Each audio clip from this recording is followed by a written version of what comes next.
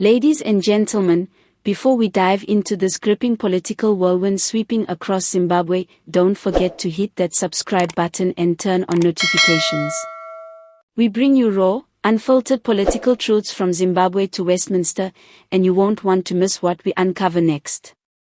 In the hush of a Harare morning, where the sun rises over a capital city always balancing on a knife's edge of change, a seismic political move has rocked Zimbabwe. President Emmerson Mnangagwa, the man once hailed as the crocodile for his calculating political maneuvers, has just pulled one of his boldest, and perhaps most controversial, decisions yet. General Matutu is out. Sacked. Removed from post. Erased from the corridors of power in a move that's left even veteran political analysts scrambling for explanations. But why now? Why Matutu? The official statement released by government spokespersons used all the expected, polished language: internal restructuring, national interest, strategic realignment of military leadership. But behind the velvet curtain of statecraft, the whispers tell a very different story. One of rising tensions within the inner circle. A quiet storm that had been building for months between Mnangagwa's loyalist bloc and a faction of the military increasingly uneasy about the president's grip on power. And if you're watching from the UK, wondering why does this matter to me? Let me tell you. Zimbabwe's political undercurrents don't just ripple within its borders. London knows this. From the House of Commons to the offices of the Foreign Secretary, Mnangagwa's moves are carefully watched. Zimbabwe remains tied to the UK politically, economically, and historically. The diaspora here is paying attention. And with General Matutu's abrupt departure, many are bracing for what might come next. Now, General Matutu was no minor figure. He was a man believed to be one of the few with the authority and the courage to challenge Mnangagwa quietly, diplomatically, and from within. He was also central to regional security operations, defense strategy reforms, and seen by some as a potential post-Mnangagwa leader if a transition ever came. His dismissal signals far more than just a change in personnel. It suggests a deepening rift, perhaps even fear, within the highest ranks of Zimbabwe's leadership. And let's not ignore the rumors, yes, the ones circling in private diplomatic briefings and political think tanks. Some suggest Matutu may have known too much, or worse, planned too much. Was there a whisper of a coup? A power shift being drawn behind closed doors?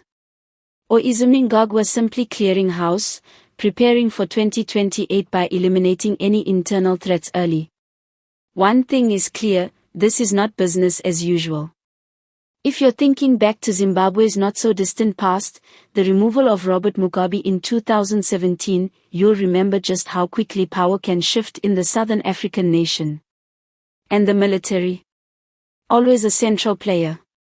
So Mnangagwa's decision to cut loose a general of Matutu's stature isn't just a reshuffle.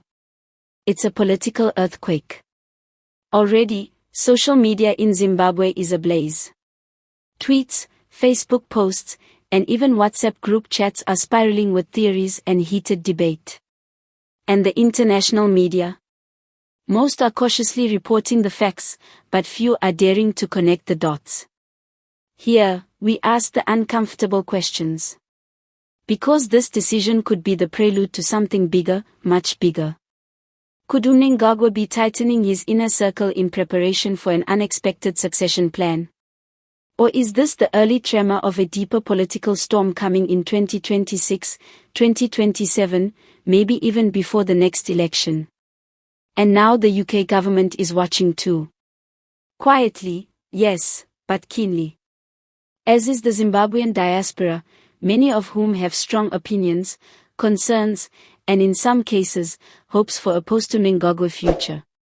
Could this be the first crack in the fortress? If you've made it this far, don't forget to subscribe. These are the stories you won't hear on mainstream broadcasts, the ones that matter, and the ones they avoid saying out loud. So what's next for General Matutu? Some say exile. Others claim he's already being kept under informal surveillance. But could we see him re-emerge in another form, politically, perhaps even internationally? Only time will tell. But for now, one thing is certain, Mnangagwa has fired a warning shot.